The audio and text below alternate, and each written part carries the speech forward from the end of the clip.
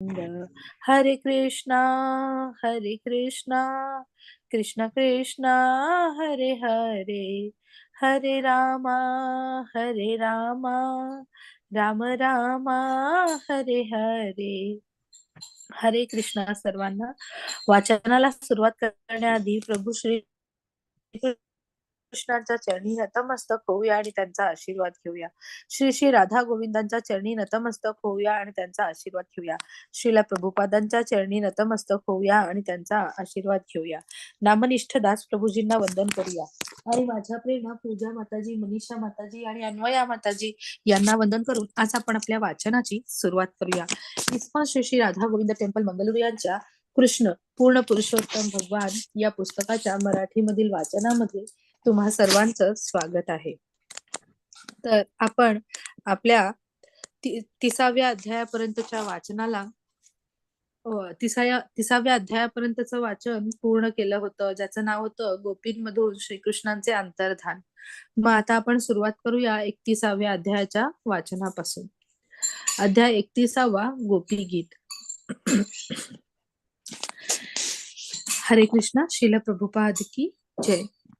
एक गोपी म्हणाली, प्रिय श्रीकृष्ण, तुम्ही व्रजभूमीत जन्म घेतल्यापासून प्रत्येक गोष्टीला यश प्राप्त झाल्याचे दिसत आहे. वृंदावनाची भूमी कीर्तिमान झाली आहे.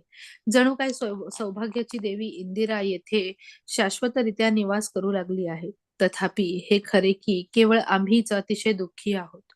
कारण आम्ही तुम्हाला शोधित आहोत, परंतु अतिशय प्रयत्न करूनही आम्ही तुम्हाला पाहू शकत नाही. आमचे जीवन सर्वथा तुमच्यावर अवलंबून आहे. म्हणून आम्ही विनंती करतो की तुम्ही परत आमच्यात यावे. दुसरी गोपी म्हणाली, प्रिय कृष्ण, शरद ऋतूच्या स्वच्छ पावसाने पारदर्शक बनवलेल्या सरोवराच्या जलावर वाढलेल्या कमळांचे देखील तुम्ही जीव की प्राण आहात. कमळे जरी अतिशय सुंदर असली तरी तुमच्या दृष्टीपाताविना ती कोमेजून जातात. त्याचप्रमाणे तुमच्याशिवाय आम्हीही मृत्यूकडे चाललो आहोत. वास्तविकपणे आम्ही तुमच्या पत्न्या अथवा तुमचे गुलाम नाही. तुम्ही कधी आमच्याकरिता धन खर्च केलेले नाही. आम्ही केवळ तुमच्या नेत्रकटाक्षाने तुमच्यावर आसक्त झालो आहोत. आता जर आम्ही तुमच्या दृष्टीपाताविना मरणाला प्राप्त होऊ, तर त्याला तुम्हीच जबाबदार असाल. निश्चितच स्त्री हत्या करणे एक जघन्य पाप आहे. आणि जर तुम्ही आम्हाला पाहण्यासाठी आला नाहीत आणि आम्ही देह सोडले, तर त्या पापाची फळे तुम्हाला भोगावी लागतील. म्हणून कृपया आम्हाला पाहण्याकरता या. असे समजू नका की केवळ विशिष्ट शास्त्रानेच कोणाला ठार करता येते. तुमच्या अनुपस्थितीमुळे आमचा मृत्यू होऊ लागला आहे. तुम्ही स्त्री हत्येला कसे जबाबदार आहात हे समजून घ्या. आम्ही तुमच्या बाबतीत सदैव कृतज्ञ आहोत. कारण तुम्ही आमचे अनेक वेळा संरक्षण केले आहे. तुम्ही आम्हाला यमुनेच्या विषारी जळापासून, कालिया सर्पापासून, बकासुरापासून, इंद्राच्या क्रोधापासून व त्याने पाडलेल्या मुसळधार जलवृष्टीपासून, वणव्यापासून आणि इतर अनेक संकटांपासून वाचविले आहे. तुम्ही सर्वात श्रेष्ठ आहात आणि सर्वात अधिक बलवान आहात. आमचे अनेकानेक संकटातून संरक्षण करणे तुमच्यासाठी एक लीला आहे. परंतु या क्षणी तुम्ही आमची उपेक्षा करीत आहात, त्याचे मात्र आम्हाला आश्चर्य वाटते. प्रिय कृष्ण, तुम्ही वस्तुतः यशोदा मातेचे किंवा गोपालनंद महाराजांचे पुत्र नाहीत, हे आम्ही चांगले जाणतो. तुम्ही तर पूर्ण पुरुषोत्तम आहात आणि अखिल प्राणीमात्रांचे परमात्मा आहात. तुम्ही आपल्या अहेतुकी कृपेने ब्रह्मदेवांच्या विनंतीवरून जगाचे संरक्षण करण्याकरिता अवतीर्ण झाला आहात. केवळ आपल्या दयाळूपणाने तुम्ही यदुकुळात प्रकट झाला आहात. हे यदुकुलोत्तम, भौतिक जीवन पद्धतीने भयभीत झालेला मनुष्य जेव्हा कधी तुमच्या चरणकमळांचा आश्रय घेतो, तेव्हा तुम्ही त्याला संरक्षण देण्याचे कधी नाकारीत नाही. तुमच्या हालचाली गोड आहेत. तुम्ही स्वतंत्र आहात. तुम्ही स्वतंत्रपणे एका हातात कमळ पुष्प धारण करता आणि एका हाताने लक्ष्मी देवीला स्पर्श करता. हे तुमचे असामान्य स्वरूप आहे. कृपया आमच्याकडे या आणि तुमच्या हातातील कमळाने आम्हाला वरदान द्या. प्रिय, तुम्ही व्रजजनांचे भय हरण करणारे आहात. तुम्ही परम बलवान नायक आहात आणि केवळ आपल्या मधुर हास्याने तुम्ही आपल्या भक्तांना तसेच आमच्या सारख्या स्त्रियांना झालेला अनावश्यक गर्व नष्ट करू शकता, हे आम्ही जाणतो. आम्ही केवळ तुमच्या दासी आहोत, म्हणून कृपया तुमच्या कमळासारख्या सुंदर मुखाचे दर्शन घेऊन आमचा स्वीकार करा. प्रिय श्यामसुंदर, वस्तुतः तुमच्या चरणकमळांचा स्पर्श प्राप्त करून आम्ही अतिशय विव्हल झालो आहोत. तुमचे चरणकमळ त्यांचा आश्रय घेणाऱ्या बद्ध जीवांची पापे निश्चितच नष्ट करणारे आहेत. तुम्ही इतके दयाळू आहात की सामान्य प्राणी देखील तुमच्या चरणकमळांखाली आश्रय घेतात. तुम्ही जरी आपल्या चरणकमळांनी काल या सर्पाच्या फणांवर नृत्य केले असले, तरी ते भाग्य देवता लक्ष्मीचे आश्रयस्थान आहेत. आमची विनंती आहे, कृपया आपले चरणकमळ आमच्या स्तनांवर ठेवून आमच्या हृदयातील आपल्या विषयीची कामेच्छा शांत करा. हे नाथ, तुमचे कमळासारखे आकर्षक नेत्र फारच सुरेख आणि प्रसन्न करणारे आहेत. तुमची मधुर वाणी आणि प्रिय शब्द सर्वश्रेष्ठ बुद्धिमानांना देखील संतुष्ट करणारे असून ते देखील तुमच्याकडे आकर्षित होतात. आम्ही सुद्धा तुमच्या मधुर शब्दांनी तसेच तुमच्या मुखाच्या व नयनांच्या सौंदर्याने आकर्षित झालो आहोत. कृपया तुमच्या अधरामृताचे पान करवून आम्हाला तृप्त करा. प्रिय नाथ, तुमचे शब्द किंवा तुमच्या चरित्रांचे वर्णन करणारे शब्द हे अमृताने भरलेले आहेत आणि केवळ त्यांचे श्रवण अथवा उच्चारण करून मनुष्य भौतिक अस्तित्वरूपी दावाग्नीतून वाचतो. शिव ब्रह्मादी थोर थोर देवता तुमच्या शब्दांचे यशगान करण्यात सदैव संलग्न आहेत. ते भौतिक जगातील अखिल प्राणीमात्रांची पापकृत्ये नष्ट करण्याकरिताच तुमच्या शब्दांचे गायन करतात. एखाद्याने तुमचे दिव्य शब्द केवळ ऐकण्याचा जरी प्रयत्न केला, तरी तो शीघ्र पुण्यकर्मांच्या स्तरावर उन्नत होतो. वैष्णवांकरिता तुमचे शब्द दिव्यानंद प्रदान करतात. तुमचा दिव्य संदेश संपूर्ण जगभर पसरविण्याच्या सर्वश्रेष्ठ कल्याणकारी कार्यात संलग्न असलेले भक्त सर्वश्रेष्ठ दानी आहेत. भगवान श्री चैतन्य महाप्रभूंनी श्रीकृष्णांचा संदेश व कृष्णप्रेम सर्व जगभर विनामूल्य वाटले, म्हणून रूप गोस्वामी त्यांना परम उदार भगवद अवतार म्हणून संबोधित करतात. त्या प्रसंगी रूप गोस्वामींनी याची पुष्टी केली आहे. प्रिय श्यामसुंदर, गोपी पुढे म्हणाल्या, तुम्ही तर फार कपटी आहात. केवळ तुमच्या गोड हास्याचे, प्रेमपूर्ण प्रिय नेत्र कटाक्षांचे, तसेच तुम्ही वृंदावनात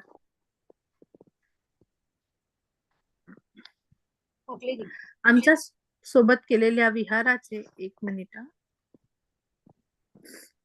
याचा आवाज येतोय का?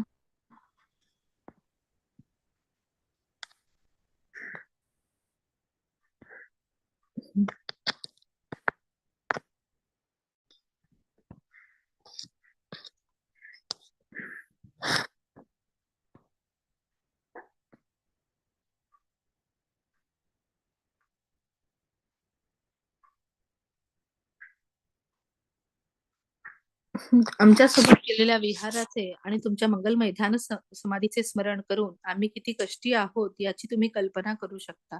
तुम्ही एकांतात आमच्याशी केलेले संवाद हृदयस्पर्शी होते, परंतु आता तुमच्या वागण्याचे स्मरण करून आमची हृदये खरोखर संतप्त होत आहेत. कृपया आमचे रक्षण करा. प्रिय कृष्ण, तुम्ही गायी चारण्यासाठी वनात जाता तेव्हा आम्हाला किती दुःख वाटते याची तुम्हाला निश्चितपणे जाणीव आहे. वनातून गायींमागे चालताना तुमच्या कमळापेक्षाही सुंदर अशा कोमल चरणाचा वाळलेले गवत व खडे टोचतील असा विचार करून आमच्या मनाला अपार वेदना होतात. आम्ही तुमच्यावर इतक्या आसक्त आहोत की सदैव केवळ तुमच्याच चरणकमळांचे चिंतन करीत असतो. हे कृष्ण, तुम्ही गायी चारून संध्याकाळी वनातून परत घरी येता तेव्हा आम्ही तुमच्या गर्द निळ्या आणि कुरळ्या केसांच्या वलयांनी आवृत्त असलेल्या आणि गोधुळीने माखलेल्या मुखकमलाचे दर्शन करतो. तुमचे ते सुंदर मुख आणि मधुर मंद हास्य पाहून आमच्या मनातील कामेच्छा प्रबळ होतात. प्रिय कृष्ण, तुम्ही परमप्रियकर आहात आणि तुम्ही शरणागत जीवांना सदैव अभय देणारे आहात. तुम्ही प्रत्येकाच्या कामना पूर्ण करता. या विश्वाची रचना करणारे ब्रह्मदेव देखील तुमच्या चरणकमळांची उपासना करतात. तुमच्या चरणकमळांची उपासना करणाऱ्या कोणालाही तुम्ही वरदान देता, यात कोणताही संशय नाही. म्हणून हे प्रियतम, दया करून आमच्यावर संतुष्ट व्हा आणि तुमचे चरणकमळ आमच्या स्तनांवर ठेवून आमच्या वेदना शांत करा. प्रिय कृष्ण, आपल्या अधरामृताची आम्हाला आस लागली आहे. तुम्ही आपल्या बासरीला देखील त्याचे पान करविता.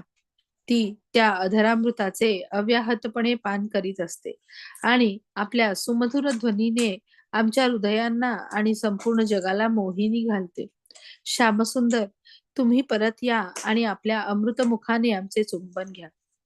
अशा रीतीने कृष्ण पूर्ण पुरुषोत्तम भगवान या ग्रंथातील गोपीगीत नामक अध्यायावरील भक्ती वेदांत भाष्य संपन्न. हरे कृष्ण. तर आता आपण सुरुवात करूया आपल्या पुढच्या अध्यायाच्या वाचनाला. अध्याय 32. श्रीकृष्णांचा गोपींमध्ये आविर्भाव. यमुनेच्या तीरावर एकत्र झालेल्या त्या गोपी श्रीकृष्णांच्या दर्शनाच्या लालसेने व्याकुळ होऊन रुदन करू लागल्या. अखेर भगवान श्रीकृष्ण त्यांच्यात प्रकट झाले. त्यांचे सौंदर्य सर्वैश्वर संपन्न व्यक्तीला साजेसे असे अनुपम प्रतीचे होते. ब्रह्मसंहितेत म्हटले आहे, आनंद चिन्मय रस प्रतिभवित प्रतिभाविताभिः. श्रीकृष्णांचे सौंदर्य एकटे असताना तितकेसे खुलून दिसत नाही, परंतु त्यांची शक्ती आणि विशेषतः राधाराणी प्रतिनिधित्व करीत असलेली हृदयिनी शक्ती जेव्हा विस्तार पावते, तेव्हा त्याचे अप्रतिम वैभव प्रकट होते. मायावाद्यांची परम सत्य निर्विशेष आहे, शक्तिरहित आहे अशी जी संकल्पना आहे, ती त्यांच्या अपुऱ्या ज्ञानामुळे आहे. वस्तुतः शक्ती बाहेर परमसत्य पूर्ण होऊ शकत नाही. आनंद चिन्मय रस याचा अर्थ असा की परमसत्याचे शरीर शाश्वत ज्ञानानंदाचे दिव्य रूप आहे. श्रीकृष्ण सदैव विविध शक्तींनी घेरलेले आहेत, म्हणून ते पूर्ण आहेत आणि सुंदर आहेत. आपणाला ब्रह्मसंहिता व स्कंद पुराणातून समजते की श्रीकृष्ण नेहमी हजारो हजारो लक्ष्मींनी आवृत झालेले असतात. गोपिका देखील लक्ष्मीच आहेत आणि श्रीकृष्ण त्यांच्या हातात हात घालून यमुनेच्या तीरावर विहार करीत होते. स्कंद पुराणात म्हटले आहे की अनेक सहस्त्र गोपींमधून 16,000 गोपी प्रमुख आहेत. या 16,000पैकी 108 विशेष करून विख्यात आहेत. या 108 गोपींपैकी 8 प्रधान आहेत. या 8 प्रधान गोपींमध्ये राधाराणी व चंद्रावली प्रमुख आहेत आणि या 2 गोपींमध्ये राधाराणी श्रेष्ठ आहे. श्रीकृष्णांनी यमुनेच्या तीरावरील वनात प्रवेश केला तेव्हा चंद्राच्या शुभ्र चांदण्याने आजूबाजूला दाटलेला अंधकार नाहीसा केला. तेथे शरद ऋतूत फुलणारी कुंद, मंदार, कदंब आदी फुले उमलून आली होती. मंद पवन त्यांच्या सुगंध चोहीकडे पसरवित होता. त्या सुगंधाने मोहित होऊन मधुमक्षिका त्या सुगंधालाच मधू समजून सर्वत्र भ्रमण करीत होत्या. गोपींनी मृदू वाळू आपल्या करकमळांनी सपाट केली आणि त्यावर स्वतःची उत्तरीय वस्त्रे अंथरून श्रीकृष्णांसाठी आसन तयार केले. तेथे एकत्र झालेल्या जवळजवळ सर्वच गोपींनी वेद मार्गाचे अनुसरण केले होते. त्रेतायुगात भगवान रामचंद्रांच्या अवताराच्या वेळी त्या वेदशास्त्रातील पारंगत विद्वान होत्या आणि त्यांनी माधुर्य प्रेमातून प्रभू रामचंद्रांच्या सानिध्याची कामना केली होती. तेव्हा प्रभू श्रीरामचंद्रांनी त्यांना वरदान दिले होते की द्वापर युगात पूर्ण पुरुषोत्तम भगवान श्रीकृष्ण अवतीर्ण होतील तेव्हा ते त्यांची इच्छा पूर्ण करतील. त्या वरदानाप्रमाणे त्या दिवशी विद्वानांनी भगवान श्रीकृष्णांच्या अवतरणाच्या काळात वृंदावनात गोपींच्या रूपाने जन्म घेतला आणि आता तरुण वयात त्यांनी श्रीकृष्णांची संगत प्राप्त करून आपली पूर्वजन्मातील इच्छा पूर्ण केली होती. त्यांची निर्दोष कामना सफल झाली होती आणि त्या इतक्या प्रसन्न होत्या की आता त्यांना इच्छा करण्यासारखे काही राहिले नव्हते. भगवद्गीतेत म्हटले आहे की जो पूर्ण पुरुषोत्तम भगवंतांना प्राप्त करतो, त्याला प्राप्त करण्यासारखे काही राहत नाही. श्रीकृष्ण गोपींमध्ये प्रकट होताच त्या गोपींचे सर्व दुःख व त्यांच्या अनुपस्थितीत त्यांना झालेला शोक दूर झाला आणि तेव्हा त्यांना अधिक प्राप्त करण्यासारखे काहीही नसल्याचा हृदयात अनुभव झाला. श्रीकृष्णांच्या संगतीने पूर्ण तृप्त झालेल्या त्या गोपींनी आपले रेशमी उत्तरीय तेथील कोमल वाळूवर काळजीपूर्वक अंथरून त्यांच्यासाठी आसन तयार केले. त्यांच्या त्या उत्तरीय त्यांच्या वक्ष त्यांच्या त्या उत्तरीय त्यांच्या वक्षस्थळावर लावलेल्या कुंकुमाने माखलेल्या होत्या. श्रीकृष्ण त्यांचे जीव की प्राण होते आणि त्यांनी अशा प्रकारे त्यांच्यासाठी एक सुखासन प्रदान केले होते. श्रीकृष्ण गोपींमध्ये आसनावर विराजमान झाले, तेव्हा त्यांचे सौंदर्य अधिकच खुलले होते. भगवान शिव, ब्रह्मदेव यांच्यासारखे श्रेष्ठ योगी, तसेच अनंत शेष आणि इतर असे सर्व श्रीकृष्णांना आपल्या हृदयात आसन देऊन सदैव त्यांचे ध्यान करण्याचा प्रयत्न करतात. परंतु येथे या वज्रगोपी श्रीकृष्णांना अगदी आपल्या वस्त्रांवर समोर बसल्याचे प्रत्यक्ष पाहत होत्या. त्रैलोक्यातील सर्वाधिक सुंदर ललना असलेल्या गोपींच्या मेळाव्यात श्रीकृष्ण कोटी कामदेवांपेक्षाही अधिक सुंदर दिसत होते. श्रीकृष्ण त्यांच्यामध्ये बसले असतानाही ते प्रत्येक गोपीच्या बाजूलाही बसले होते. इथे असा प्रश्न उपस्थित केला जाऊ शकतो की श्रीकृष्ण स्वतः अनेकानेक गोपींशेजारी बसले होते आणि तरीही एकटेही बसले होते, हे कसे? श्रीमद भागवतात ईश्वर हा असा महत्वाचा शब्द योजला आहे. भगवद्गीतेतही ईश्वर हा सर्व भूतानां असे म्हटले आहे. ईश्वर हा शब्द प्रत्येक प्राणीमात्राच्या हृदयातील परमात्मा असलेल्या भगवंतांचा निर्देशक आहे. श्रीकृष्णांनी देखील आपल्या विस्तार शक्तीचा या गोपींच्या समूहात अवलंब केला आणि ते प्रत्येक गोपीच्या बाजूला इतरांसाठी अदृश्य राहून बसले. भगवान हृदयात स्थित होतात तेव्हा त्यांना ध्यानाने अनुभवले जाते. परंतु भगवान श्रीकृष्ण गोपींवर इतके दयाळू होते की त्यांच्या हृदयात न बसता ते त्यांच्या शेजारी बसले होते. अशा प्रकारे भगवान श्रीकृष्णांनी संपूर्ण उत्पत्तीतील मूर्तिमान निवडक सौंदर्य असलेल्या त्या व्रजांगणांवर विशेष कृपा दाखवली. गोपींनी आपल्या प्राणवल्लभाला प्राप्त केले होते. त्यांनी आपला स्त्री सुलभ क्रोध लपवून ठेवला आणि त्या आपल्या भ्रुकटी संचलनाने व स्मितहास्याने आपल्या प्रियतमाला संतुष्ट करू लागल्या. काही काही त्यांचे चरणकमळ जवळ घेऊन ते दाबू लागल्या आणि स्मितहास्य करीत आपला दाबून ठेवलेला राग प्रकट करीत त्यांना म्हणाल्या, श्याम सुंदर, आम्ही वृंदावनातील सामान्य ग्रामीण मुली आहोत. आम्हाला वैदिक ज्ञानाची फारशी जाणीव नाही. काय बरोबर नि काय चूक ते आम्हाला काय कळणार? म्हणून आम्ही तुम्हाला एक प्रश्न विचारतो.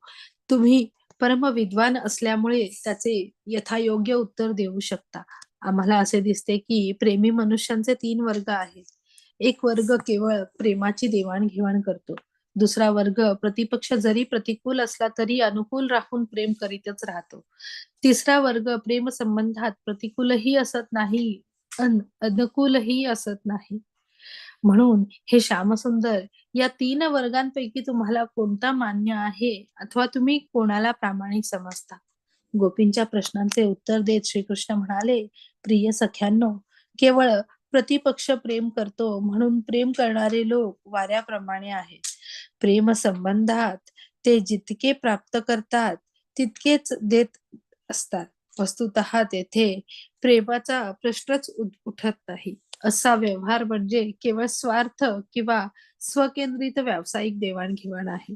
अशा लोकांपेक्षा प्रेम संबंधाचा गंधही नसणारे कितीतरी पटीने बरे. या प्रथम वर्गातील प्रतिकूल असणाऱ्या प्रतिपक्षावर देखील प्रेम करणारा दुसरा वर्ग श्रेष्ठ आहे. मुलांनी उपेक्षा केली तरी आई वडील त्यांच्यावर प्रेमच करतात. या उदाहरणात असे प्रामाणिक प्रेम पहावयास मिळते. तिसऱ्या वर्गातील लोक प्रेम संबंधात अनुकूलही असत नाहीत व उपेक्षाही करत नाहीत. अशा लोकांचे पुन्हा 2 वर्ग पडतात. त्यातील एक आत्मसंतुष्ट लोकांचा वर्ग आहे. त्यांना कोणाच्याही प्रेमाची अपेक्षा नसते. त्यांना आत्मा राम म्हणतात. अर्थात ते पूर्ण पुरुषोत्तम भगवंतांच्या चिंतनात मग्न असतात आणि कोणी आपल्यावर प्रेम करतो अथवा नाही याची त्यांना चिंता नसते. दुसऱ्या वर्गात अकृतज्ञ लोकांचा समावेश होतो. ते कठोर हृदयाचे असतात आणि प्रेमाला प्रतिसाद देत नाहीत. या वर्गातील लोकांना सामान्यपणे गुरुद्रोह म्हणतात. हे आई-वडिलांकडून किंवा गुरूंकडून कृपा प्राप्त करतात आणि तरीही त्यांची उपेक्षा करतात. श्रीकृष्णांनी गोपींच्या प्रश्नांची अप्रत्यक्षपणे उत्तरे दिली. गोपींच्या प्रश्नांचा भाव असा होता की श्रीकृष्ण त्यांच्या प्रेमसंबंधात अनुकूल वागत नव्हते. परंतु उत्तर देताना श्रीकृष्णांनी सुचवले की ते पूर्ण पुरुषोत्तम भगवान असल्यामुळे अर्थातच आत्माराम आहेत आणि त्यांना कोणाच्याही प्रेमाची अपेक्षा नसते.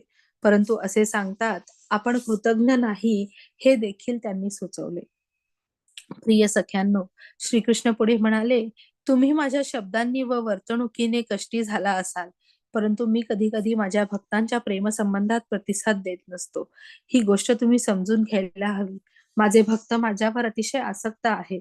तथापि त्यांच्यावरील प्रेम अधिकाधिक वृद्धिंगत व्हावे म्हणून मी कधी-कधी त्यांच्या भावनांना योग्य प्रतिसाद देत नाही. त्यांना जर मी सुलभ झालो, तर ते समजतील की कृष्ण सहज साध्य आहे. एखादा मनुष्य निर्धन असला आणि त्याला जर भविष्यात दैवयोगाने प्रचंड धन प्राप्त झाले आणि ते सर्वच एकदम नष्ट झाले, तर तो त्या धनाचे अहोरात्र चिंतन करीत राहील. त्याचप्रमाणे माझ्या भक्तांचे प्रेम वाढविण्यासाठी मी कधी-कधी अप्रकट होण्यासाठीच त्यांच्यासमोर प्रकट होतो आणि मला विसरण्याऐवजी माझ्याविषयी त्यांच्या प्रेमभावना अत्याधिक तीव्र होतात. प्रिय सख्यांनो, मी सामान्य भक्तांशी वागतो तसा तुमच्याशी देखील वागतो, असे मुळीच समजू नका. तुमची हृदये मी जाणतो. तुम्ही सर्व प्रकारच्या सामाजिक, धार्मिक आणि कौटुंबिक मर्यादांचा त्याग करून माझ्याकडे आला आहात आणि माझ्यावर प्रेम केले आहे. मी तुमचा इतका ऋणी आहे की मी तुम्हाला सामान्य भक्तांप्रमाणे वागवू शकत नाही. मी तुमचा परित्याग करून दूर गेलो होतो असे तुम्ही समजू नये. मी तुमचा सानिध्य होतो. मी केवळ हे पाहत होतो की तुम्ही माझ्या अनुपस्थितीत किती कष्टी झाला आहात. म्हणून हे सख्यांनो, माझ्यात दोष पाहण्याचा प्रयत्न करू नका. तुम्ही मला आपला प्राणप्रिय समजता म्हणून मी काही चूक केली असेल तर कृपया मला क्षमा करा. तुमच्या माझ्यावरील अखंड प्रेमाची परतफेड करणे स्वर्गीय देवी देवतांच्या प्रमाणे दीर्घायुष्य प्राप्त करूनही मला कदापि शक्य नाही. तुमच्या प्रेमाची परतफेड करणे अथवा त्याबद्दल योग्य ती कृतज्ञता दाखविणे दाखविणे देखील मला अशक्य आहे. म्हणून तुम्ही आपल्या भक्तीतच संतुष्ट राहा. कौटुंबिक संबंधांमुळे निर्माण होणाऱ्या मोठमोठ्या अडचणींना पार करून तुम्ही माझ्यावरील आदर्श अनुरागाचे प्रदर्शन केले आहे. तुमच्या ऋणातून ऋण होणे मला शक्य नाही. म्हणून तुम्ही आपल्या आदर्श चरित्रानेच संतुष्ट व्हा. वृंदावनातील भक्तांनी प्रकट केलेला आदर्श भक्तिभाव म्हणजेच परमशुद्ध स्वरूपाची भक्ती होय. अधिकृत शास्त्रातून म्हटले आहे की भक्ती सेवा अहेतुकी व प्रतिहता असावी. याचा अर्थ असा की श्रीकृष्णांची भक्ती राजकीय किंवा धार्मिक बंधनांनी कधी थांबविली जाऊ शकत नाही. भक्ती सेवेचा स्तर सदैव दिव्य स्वरूपाचा आहे. विशेषतः गोपींनी अशी शुद्ध प्रेमभक्ती प्रदर्शित केली की स्वतः श्रीकृष्ण त्यांचे कायमचे ऋणी झाले. म्हणूनच भगवान श्री चैतन्य महाप्रभू म्हणतात की वृंदावनातील गोपींनी प्रकट केलेल्या प्रेम भक्तीने भगवत प्राप्तीच्या इतर सर्व विधींना पराभूत केले आहे. अशा रीतीने कृष्ण पूर्ण पुरुषोत्तम भगवान या ग्रंथातील श्रीकृष्णांचा गोपींमध्ये आविर्भाव नामक अध्यायावरील भक्ती वेदांत भाष्य संपन्न. हरे कृष्ण. तर आपण इथे थांबूया आणि 33व्या अध्यायाचं वाचन उद्या सुरुवात करूया. मी प्रार्थना म्हणते आणि मग आपण थांबूया.